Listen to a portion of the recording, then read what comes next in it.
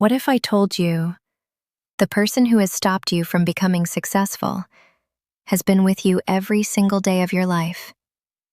Not your boss, not your family, not your friends, not your lack of money, not your bad luck. What if the biggest obstacle standing between you and the life you've always wanted is the person staring back at you in the mirror? I know, that sounds uncomfortable, but don't leave just yet. Because this isn't about blaming yourself, it's about discovering something that could completely change your future. Let me ask you something. Have you ever said, "I'll start tomorrow"? Then tomorrow came, and you said the exact same thing again? Have you ever watched someone else achieve the dream you once talked about and quietly whispered, "That could have been me"? Have you ever spent hours planning, researching, watching motivational videos, making the perfect schedule, only to wake up the next morning and do nothing? If you have, you're not alone. Almost everyone has experienced this. But very few people ever ask the real question: why do we keep getting in our own way? Stay with me, because by the end of this episode, you might meet the real enemy that's been quietly controlling your decisions without you ever realizing it. Here's the strange thing. Most people think their biggest problem is a lack of opportunity. But if opportunity was the answer, why do people with incredible opportunities still fail? Some people are born into wealthy families, yet lose everything. Some people have amazing education, yet never build the life they imagined.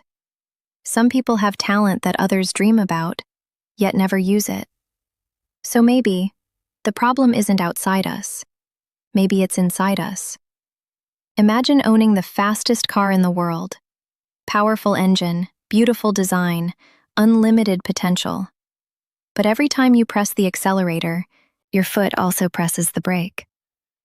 Would it matter how powerful the car is? Of course not. You'll never reach your destination. That's exactly what self-sabotage feels like. Part of you wants to grow. The other part is terrified of change. So you move forward, then pull yourself back. Again and again and again. Can I tell you something surprising? Your brain doesn't always want you to succeed. It wants you to survive. There's a difference. To your brain, what's familiar feels safe, even if familiar is making you unhappy. That's why people stay in jobs they hate, relationships that drain them, habits that destroy their confidence. Not because they enjoy suffering, because uncertainty feels scarier than staying the same. Think about that. Sometimes your comfort zone isn't comfortable at all. It's simply familiar. And familiarity can become a prison. Let's talk about excuses, not the obvious ones, the invisible ones.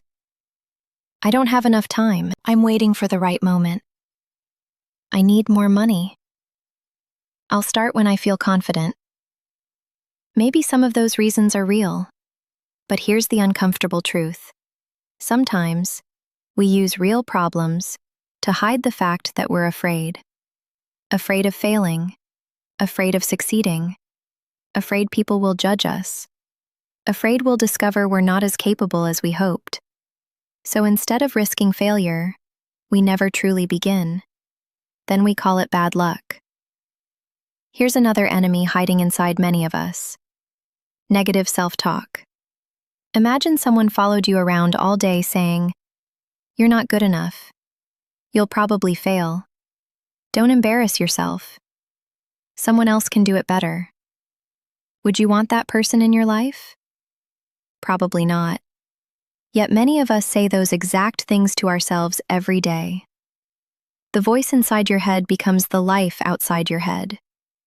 If you constantly tell yourself you're incapable, your actions begin believing it. That's why changing your life starts with changing your conversations, especially the private ones. Now let's talk about money. Because your relationship with money often begins long before your first paycheck. Think back to childhood. Maybe you heard, "Money doesn't grow on trees. Rich people are greedy. We'll never be wealthy." Without realizing it, Those words became beliefs, and beliefs become decisions. Someone who believes they don't deserve wealth will often sabotage opportunities that could create it. Not consciously, quietly. They'll avoid learning about investing, avoid asking for a raise, avoid starting the business, avoid taking calculated risks. Then they'll say, I guess money just isn't for people like me. The greatest financial prison is often invisible. It's built inside the mind. Now imagine someone who believes, I can learn anything. I can improve. I can recover from mistakes. That person approaches life differently. Failure becomes feedback. Problems become lessons. Challenges become opportunities. The situation might be the same. The mindset changes everything. That's why self-growth always comes before financial growth. Because before your bank account changes, your thinking has to change. Can I ask you something? How many opportunities have you talked yourself out of? The job you never applied for, the business you never started, the conversation you never had, the skill you never learned. Not because you couldn't, because you convinced yourself you couldn't. Imagine where your life would be today if every time fear whispered, you answered with action. Let's be honest. Nobody has perfect confidence. The people you admire still get nervous. They still doubt themselves. They still wonder if they're making the right decision. The difference is, they refuse to let fear make the decision for them. That's courage, not the absence of fear, the decision to move anyway. Here's something I realized. Every version of your future is waiting on one decision, not a giant decision, a small one. Reading instead of scrolling, saving instead of spending, practicing instead of procrastinating, speaking kindly to yourself instead of tearing yourself down. Those decisions seem tiny, but your future notices every single one. Imagine two people. One blames everyone else for every problem: the economy, their parents, their friends, their boss, life. The other asks one simple question: what can I control today? 5 years later, those two people don't just have different lives, they have different identities.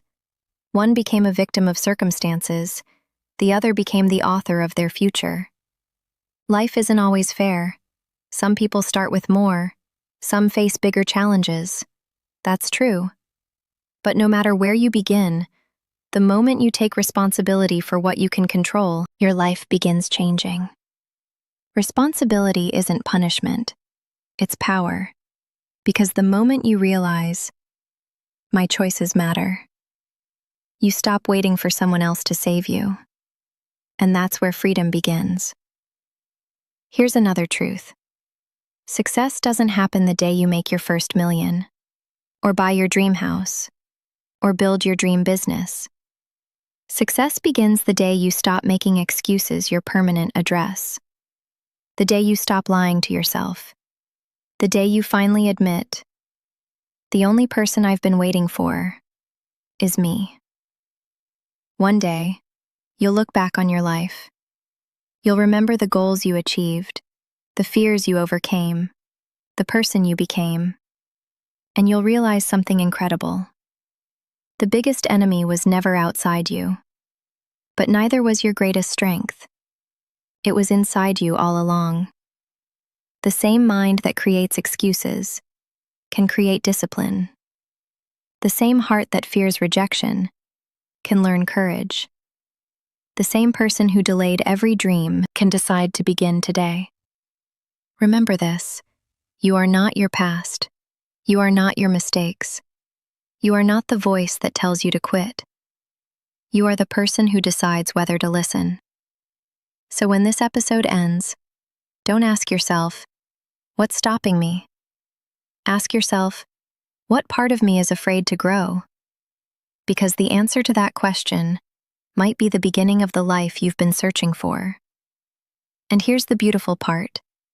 The moment you stop fighting yourself, you finally have all of your energy moving in the same direction. That's when ordinary people begin creating extraordinary lives.